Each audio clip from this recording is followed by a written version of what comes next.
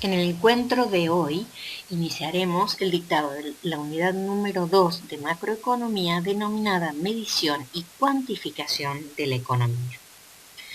Para ello vamos a pensar en la metodología individualista, en principio, que la suma de las partes no es del todo, es decir, pensar desde la micro a la macro.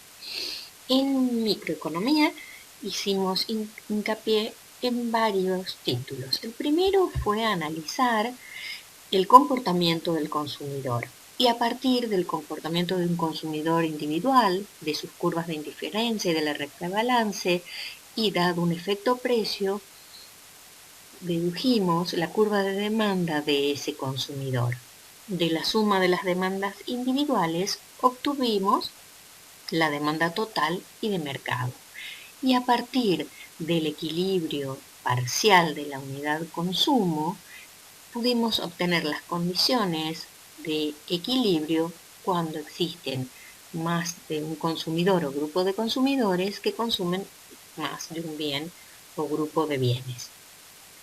Por el lado del productor, hicimos un recorrido similar. Iniciamos el estudio pensando en qué condiciones producía este empresario, es decir, cómo combinaba los factores de la producción y luego qué costos les insumía el empleo de esos factores. A partir de allí se derivó la oferta de un productor individual. De la suma de las ofertas individuales obtuvimos la demanda total, la oferta total, de mercado de este productor. También vimos en el equilibrio parcial de la unidad producción y utilizando la caja de Edgeworth, cuáles eran las condiciones que debían verificarse para que en la producción de dos bienes que emplean dos factores que estaban dadas en cantidades fijas, pudieran alcanzar su equilibrio simultáneo. Y luego vimos el equilibrio general en el que unimos tanto el equilibrio conjunto de los consumidores más el equilibrio conjunto de los productores y obtuvimos las condiciones de equilibrio general que estaban dadas por la tasa marginal de transformación igual a la relación de los precios de los bienes, por la igualdad de las productividades marginales ponderadas de C por X ponderadas por e iguales a los precios de los bienes y de la igualdad de las tasas marginales de sustitución técnica de K por L y estas debían ser igual a la relación de precios de los factores. Esto entonces desde el individualismo metodológico. Sin embargo, a partir del enfoque que le da Keynes a la teoría macroeconómica, podemos pensar ya en el conjunto sin entrar en el detalle de lo individual. Así, nosotros vamos a tener las dos unidades económicas básicas desde la que parte la microeconomía y vamos a pensar qué variables macroeconómicas generan las familias actuando conjuntamente y las empresas actuando conjuntamente. Dijimos que las empresas brindan a las familias bienes y servicios y las familias, por esto, pagan precios de cada uno de los bienes, representando para las familias el gasto que hacen en el consumo de esos bienes. Por el lado de los factores productivos, dijimos que las familias propietarias de estos factores ofrecen a las empresas los servicios de estos factores productivos y como retribución a la utilización de estos factores productivos, las empresas pagan una retribución que será el costo para la empresa. La sumatoria de todos los bienes y servicios se denomina en macroeconomía producto de todos los bienes y servicios que van a consumir las familias. Es el producto o riqueza del país. El producto, que es una magnitud real, que se obtiene sumando los gastos que se hacen en cada uno de los bienes, o sea, precio de un bien por su cantidad más el precio de otro bien por su cantidad, va a ser exactamente igual al gasto que realicen las familias, que es un concepto nominal o está designado en unidades monetarias. Por el lado de los factores, la sumatoria de los factores productivos se denominará valor agregado, es decir, que es la suma de los servicios de estos factores productivos. Luego, el valor agregado, que será el gasto que se haga en cada uno de los factores, y cada gasto se obtiene multiplicando la retribución del factor o el precio del factor por su empleo, más la retribución del otro factor por su empleo, y así hasta completar todos los factores, va a ser igual al costo que van a tener los productores. Es decir, que el costo de los productores, que va a ser igual a la retribución de los factores productivos, a la sumatoria de estas retribuciones de los factores productivos, resultará el ingreso de las familias. Luego, el ingreso de las familias va a ser igual al gasto que hagan las familias.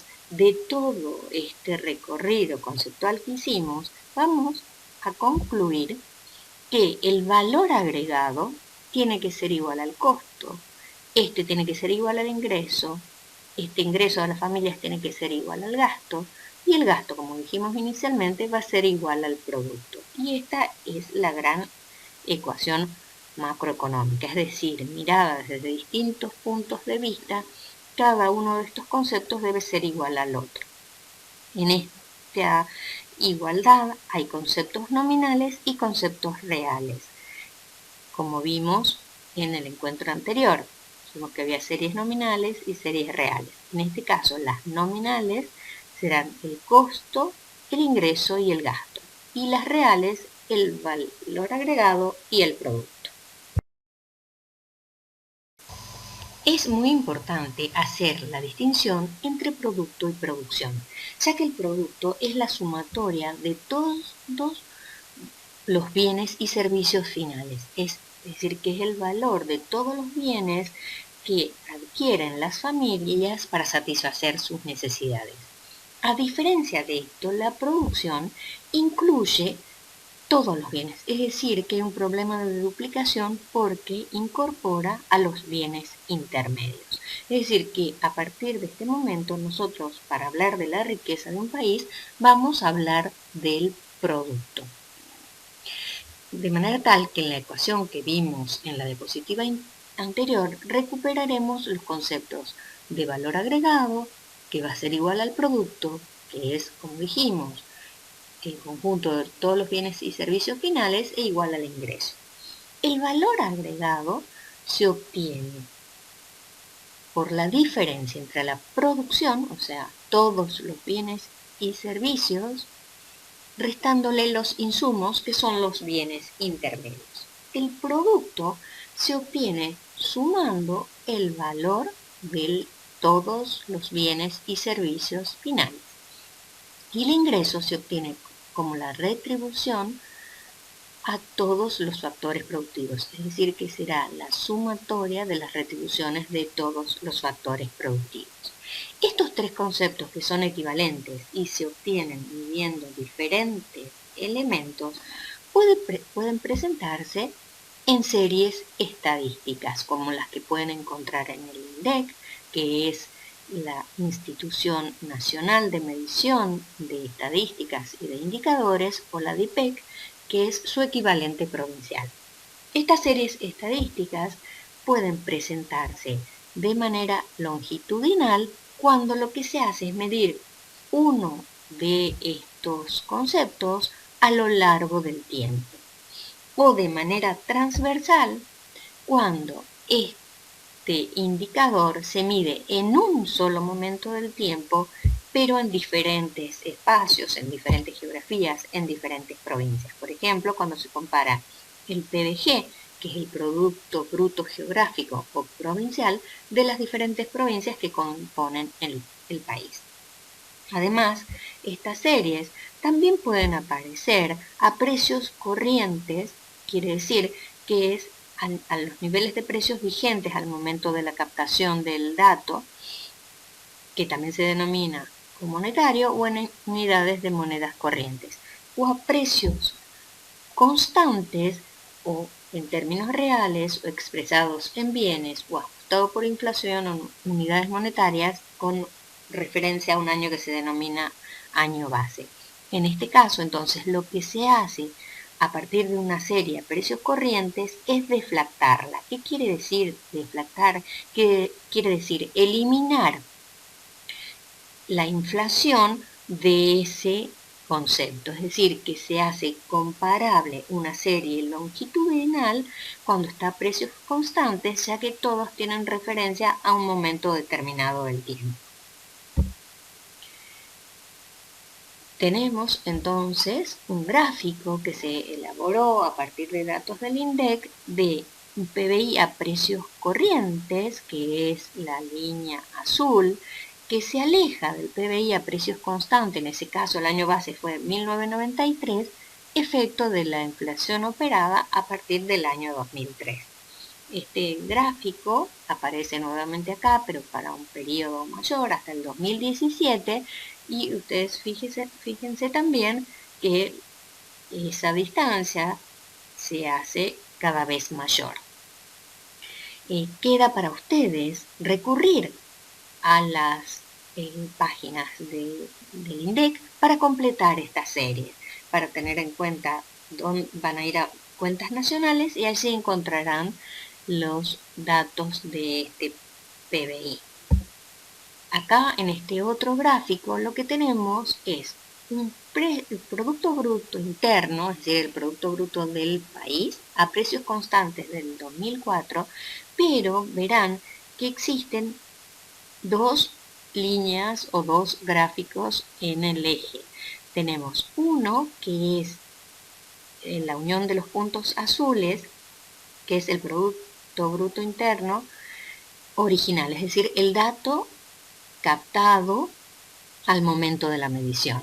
Y el otro dato es cuando se eliminan los problemas que aparecen en estas grandes subidas y bajadas que muestran las estacionalidades del Producto Bruto, es decir, hay periodos de cosecha donde la producción sube muchísimo respecto de otros meses del año, de manera tal que a ese gran aumento del Producto Bruto, lo que se hace es distribuirlo en todo el año, y esto hace que la serie pase a estar desestacionalizada. Otro indicador muy importante que van a encontrar dentro de las páginas va a ser la evolución del EMAE, o la evolución del estimador mensual de la actividad económica. Esto se mide entonces todos los meses y es un indicador porcentual de cómo se mueve la actividad económica en el país. Los bienes y servicios finales tienen diferentes categorías. Una categoría resulta ser la sumatoria de todos los bienes y servicios finales que van a ser consumidos por las familias. A esto los llamaremos bienes de consumo. Una segunda categoría son los bienes públicos, es decir, todos aquellos bienes generados por el sector público para satisfacer necesidades sociales. También tenemos bienes de exportación, es decir, que son todos estos bienes que generan las empresas nacionales para vender al resto del mundo.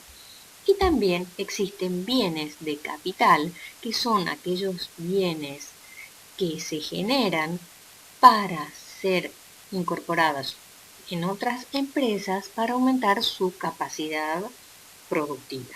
Vamos a hablar entonces de estos bienes de capital. El capital, entendido desde la economía, es el capital productivo, es decir, todas aquellas máquinas, herramientas, inmuebles, instalaciones que están destinados a producir otros bienes. Estos bienes de capital pueden ser medidos de dos maneras. El primer componente que vamos a tener en cuenta a la hora de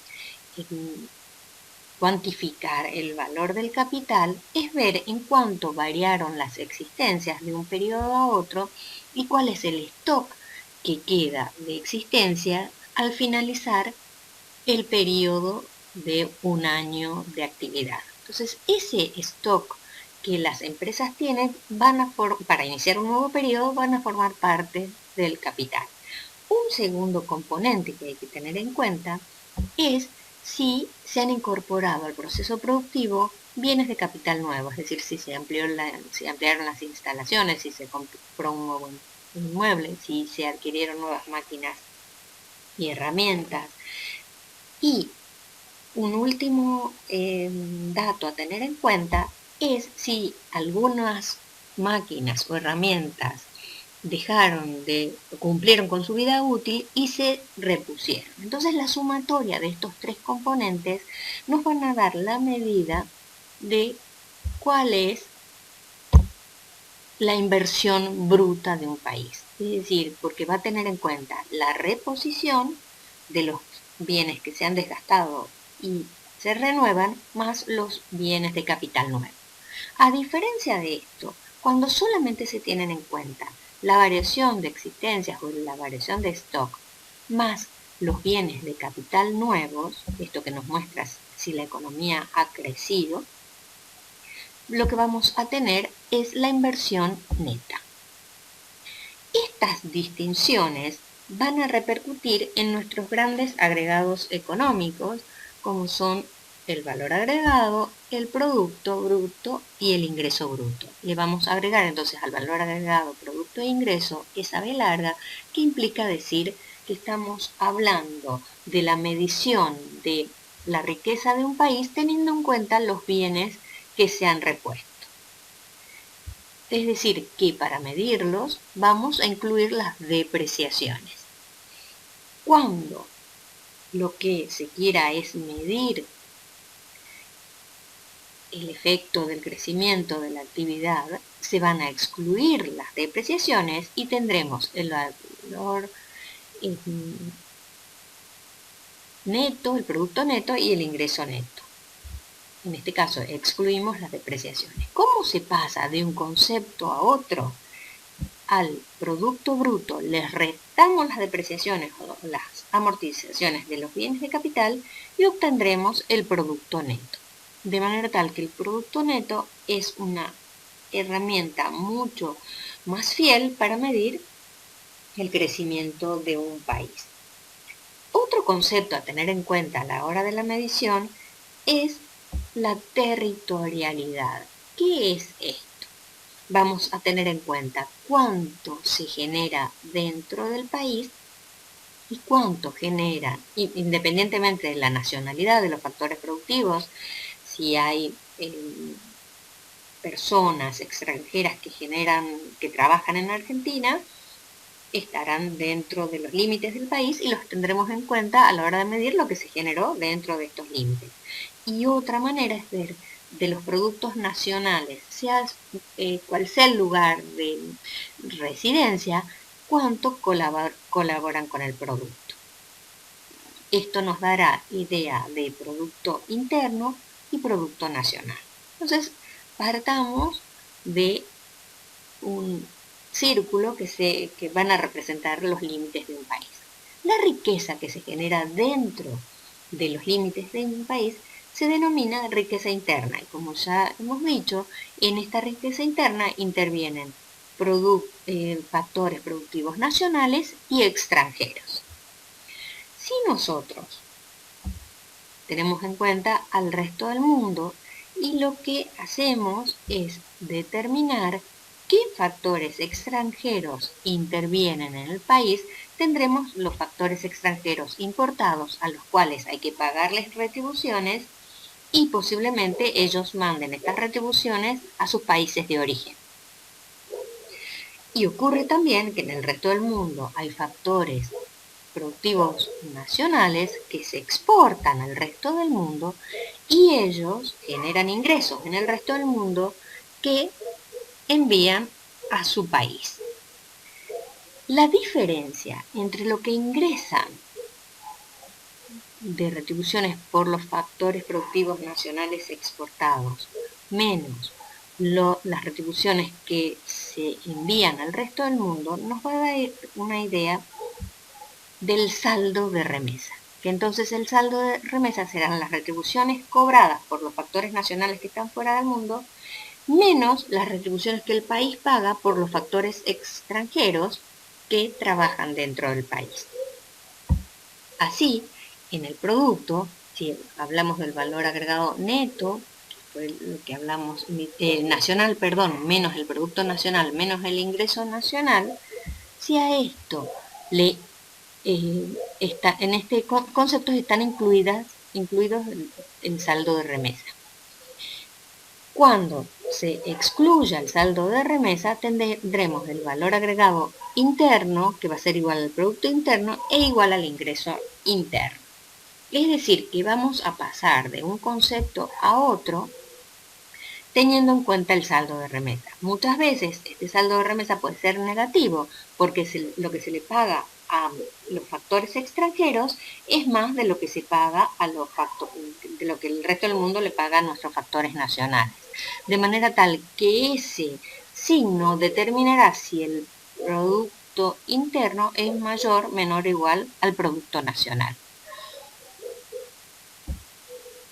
Otra distinción a realizar es cuando hablamos del valor agregado a precios de mercado o producto a precios de mercado o el ingreso a precio de mercado. Cuando hablamos de precios de mercado, hablamos del valor de los bienes y ese valor es el que pagan las familias por su adquisición. Es decir, que aquí, en ese precio de mercado, tendremos que incluir los impuestos indirectos como el IVA, por ejemplo, que está en el precio final. A diferencia de esto, podemos distinguir el valor agregado a costos de factores o a producto a costos de factores o el ingreso a costos de factores cuando no estén incluidos esos impuestos indirectos. Es decir, que vamos a llegar al producto a precios de mercado cuando les restemos a esto los impuestos indirectos que vamos a distinguir o vamos a denominar con la letra T de tax, de impuestos en inglés, e indirectos con la letra I. Estos impuestos indirectos no solamente tienen el impuesto indirecto como el IVA, el impuesto propiamente dicho, sino que también hay que restarle los subsidios que reciben las empresas y hay que sumarle los aportes patronales, es decir, que los impuestos indirectos serán netos de subsidios. Resumiendo, entonces, si partimos de la triple igualdad, Producto Bruto Interno a precios de mercado, igual al valor agregado bruto interno a precios de mercado e igual a ingreso bruto interno a precio de mercado, y a esto le sumamos el saldo de remesa, lo que vamos a hacer es modificar este interno por nacional, es decir, que vamos a llegar al Producto Bruto Nacional a precios de mercado, que va a ser igual al valor agregado bruto nacional a precios de mercado e igual al ingreso bruto nacional a precios de mercado. Si a esto además le restamos las amortizaciones o las depreciaciones, el neto pasará a ser bruto, de manera tal que pasaremos a producto neto nacional a precios de mercado igual al valor agregado neto nacional a precios de mercado e igual al ingreso nacional neto a precios de mercado. Si además a esto le restamos los impuestos indirectos netos de subsidios, obtendremos el Producto Nacional Neto a Costo de Factores, que va a ser igual al valor agregado nacional neto a costos de factores e igual al ingreso nacional neto a costos de factores. Este último concepto, el ingreso nacional neto a costos de factores, es el que mejor representa la riqueza del país. ¿Por qué medimos el Producto Bruto Interno a precios de mercado? Porque es un dato de mucha más sencilla captación. Este ingreso nacional neto a costos de factores, como ya se desplegó a la derecha de la diapositiva, es la sumatoria de las retribuciones a todos los factores productivos. Recordemos que los factores productivos eran el trabajo, la tierra, el capital y la capacidad empresarial. La retribución al trabajo es el salario, la retribución a los recursos naturales la renta, la retribución al capital productivo el interés y la retribución a la capacidad empresarial el beneficio. Debemos hacer también una nueva distinción acá. porque el beneficio, que es lo que les va a llegar a los empresarios, en general es la ganancia de la empresa, y las empresas que se miden en general son sociedades anónimas que tienen dividendos, y estos dividendos pueden ser distribuidos o no distribuidos al final del ejercicio. Es decir, que hay parte de esta retribución a la capacidad empresarial que no les va a llegar porque permanecen para reinversión en las empresas. De manera tal que a ese ingreso nacional neto a costos de factores le restamos los beneficios no distribuidos y obtendremos el ingreso personal.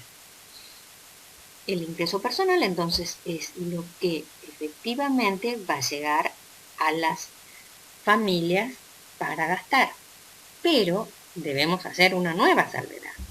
A ese ingreso personal, para saber cuánto se va a gastar en los bienes y servicios, hay que restarle los impuestos directos, estos que pagan entonces las familias directamente al fisco, que serán netos de subsidios también, es decir, de los impuestos directos a la propiedad, hay que restarle los subsidios que reciban las familias, esto va a incrementar el ingreso, y además sumarle los aportes personales. De esta manera entonces tendremos finalmente el ingreso del que disponen las familias para gastar en todos los bienes y servicios que requieren para satisfacer sus necesidades.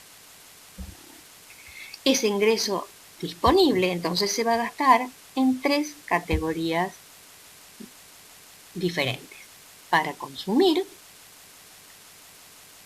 producción nacional, para consumir producción extranjera, que denominamos importaciones, y para ahorrar. Es decir, que el ingreso disponible será igual al gasto que se haga en bienes de consumo, más las importaciones, más el ahorro de las familias. Vamos a analizar ahora otro de los componentes que aparecía cuando hablábamos de los bienes públicos o de la inversión pública o del gasto público. El gasto público es la erogación que realizan los estados para la provisión de bienes públicos que, como ya dijimos, son no divisibles y no excluyentes,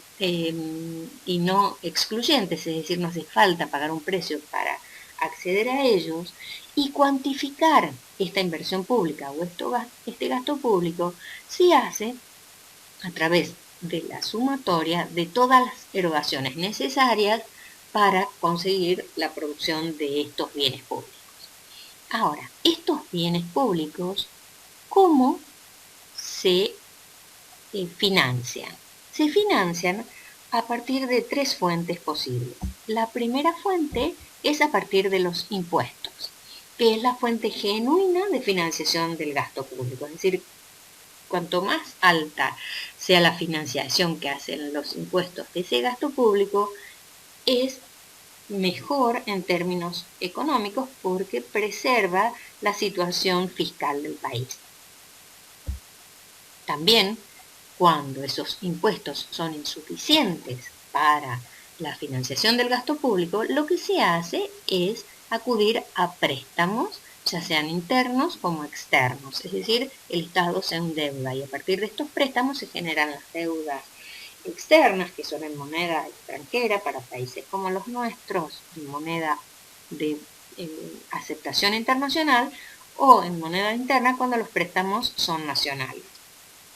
Y también se puede financiar el gasto público a través de la emisión monetaria, que es algo que se está haciendo en este momento debido a la pandemia, ya que bajaron fuertemente los impuestos, tenemos restricción a los créditos externos, de manera tal que nuestro país y todos los países han acudido a la emisión monetaria para poder hacer frente a los gastos extraordinarios que genera la lucha contra la pandemia. Estos impuestos, entonces, pueden ser directos, que son aquellos que las familias pagan directamente al fisco, o indirectos, aquellos que se pagan a través de las empresas, por ejemplo, el IVA. Al IVA se lo recarga en el precio final, las familias lo hacen esta transferencia de fondos a las empresas y serán las empresas quienes terminen pagando este impuesto.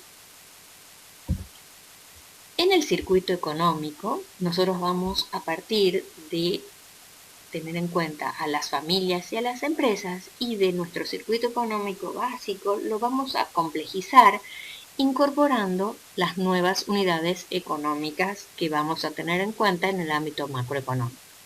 Así dijimos que las familias entregan los servicios de los factores productivos y a esto lo hemos denominado valor agregado. Las empresas entregan bienes y servicios finales, las empresas nacionales, y a esto lo hemos denominado bienes de consumo. Las empresas pagan retribuciones a los factores productivos y lo hemos denominado ingreso, y las familias pagan a las empresas y esto lo hemos denominado gastos en bienes de consumo. A su vez, si aparece el gobierno, este gobierno genera bienes públicos que colaboran tanto con la vida familiar como con la vida empresarial, y para ello se pagan impuestos, que serán impuestos directos los que paguen las familias e impuestos indirectos los que paguen las empresas. Si además agregamos al resto del mundo, el resto del mundo comprará bienes que generan nuestras empresas y denominaremos exportaciones, y el resto del mundo genera bienes que compran las familias y hemos denominado importaciones. Las familias, las empresas y el gobierno tienen posibilidades de ahorrar, y este ahorro va a ser el que va a financiar la inversión, de manera tal que las empresas generan otros bienes, que son bienes de capital, que venden a otras empresas para que generen bienes y servicios finales, y esta inversión se va a financiar con el ahorro que hagan las familias, con el ahorro que haga el gobierno y con el ahorro que haga el resto del mundo. En nuestra ecuación, entonces, el ahorro será quien financie la inversión. Yendo a nuestras ecuaciones macroeconómicas, nosotros vamos a partir de dos ecuaciones que a partir de ahora serán de vital importancia.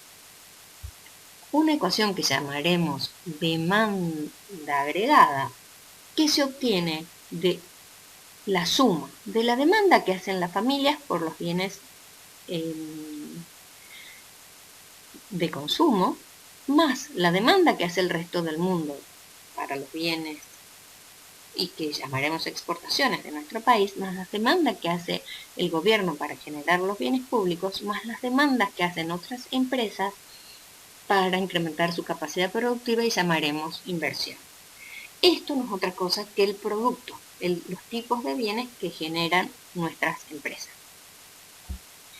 Por otro lado, tendremos la oferta agregada, que es el ingreso, es decir, cómo se gasta el ingreso y cómo se va a gastar el ingreso que se genera dentro del país.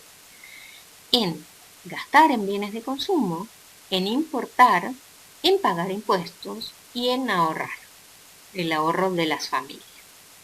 Si pensamos en el equilibrio, como en todo equilibrio, la demanda agregada debe ser igual a la oferta agregada, de manera tal que vamos a tener en esta ecuación identidad, de acuerdo a lo que vimos en el primer encuentro, y vamos a igualar estas ecuaciones reemplazando cada miembro por su equivalente. Vamos a suponer, además, como dijimos originariamente, que los bienes de consumo, el valor de estos bienes de consumo va a ser igual al gasto que se hace en bienes de consumo.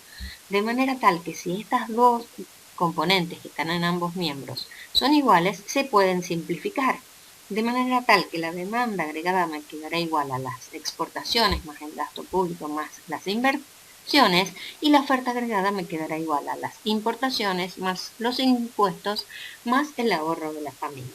Lo que vamos a hacer ahora es un pasaje de términos de manera tal que me va a quedar que en un miembro va a quedar la inversión y haciendo pasajes de término me va a quedar que es igual al ahorro de las familias más los ingresos que tiene el gobierno, que se llaman impuestos, menos el gasto público, que representará de ser positivo el ahorro del sector público, más las importaciones menos las exportaciones, que en caso de ser positivo será el ahorro del resto del mundo. Así entonces vamos a tener que a las inversiones las se van a financiar totalmente con el ahorro de las familias, del gobierno y del resto del mundo. Esta unidad entonces lo que pretende es generar la cuantificación de estas variables macroeconómicas que fuimos detallando a lo largo de la presentación. Existen dos modos de encontrar los valores de estos indicadores macroeconómicos. Uno de los métodos es el sistema de cuentas nacionales y otro de los métodos es a partir de la matriz de transacciones intersectoriales. El primer método, el sistema de cuentas nacionales, recurre a un sistema de T o libro mayor, de acuerdo a la contabilidad, en el que se va a tener una T para cada una de las unidades económicas, empresas, familias, gobierno, resto del mundo, y una T que es una medición de ajuste para llegar al equilibrio general de la economía. En estas T vamos a tener una columna, la de la izquierda, que es de las fuentes, los ingresos que recibe cada una de las unidades y los usos que le van a dar a estos ingresos en el lado contrario. Siguiendo las directivas contables, lo que para una unidad será fuente, para la otra será uso. Así, por ejemplo, si las familias consumen, es decir, usan sus ingresos para consumir, esto será una fuente para las empresas. Si las empresas exportan, para el resto del mundo será un uso porque tendrán que pagar a las empresas la compra de estos bienes generados internamente.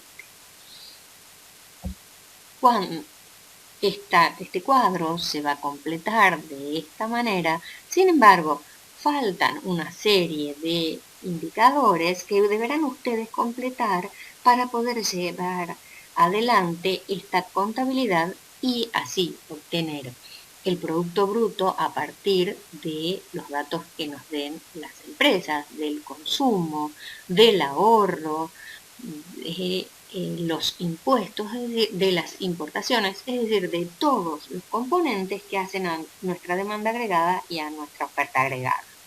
Los datos de las empresas se obtienen a partir de consolidar los balances de todas las empresas que el sistema de cuentas nacional, es decir, de quienes llevan a cabo esta medición, entienden que son las relevantes para poder captar esta información.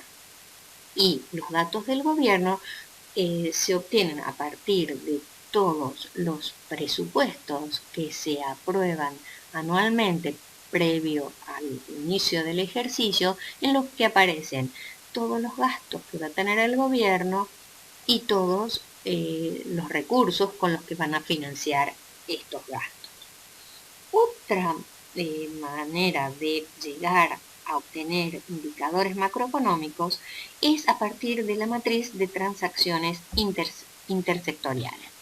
Esta matriz, que es una matriz bastante compleja, como verán en esta tabla que acabo de incorporar, parte de una matriz cuadrada en la que aparecen las ventas intersectoriales. Les pido que miren la segunda gran columna.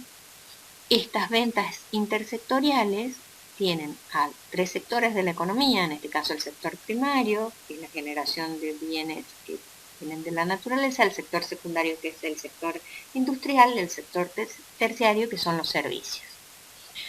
Y de las compras intersectoriales, que también dividen a la economía en tres sectores, el primario, el secundario y el terciario. Es decir, que esta matriz cuadrada de 3 por 3 es la que da origen a toda esta matriz general.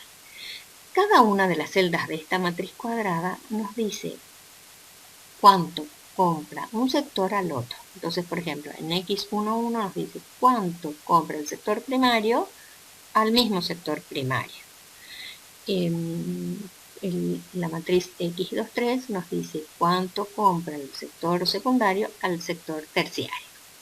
Si recorremos ahora horizontalmente esta tabla, nosotros vamos a tener que si sumamos las compras que hace el sector primario, cada uno de los otros sectores, sumando entonces X11 más X12 más X13, tendremos el total de la demanda intermedia que hace el sector primario.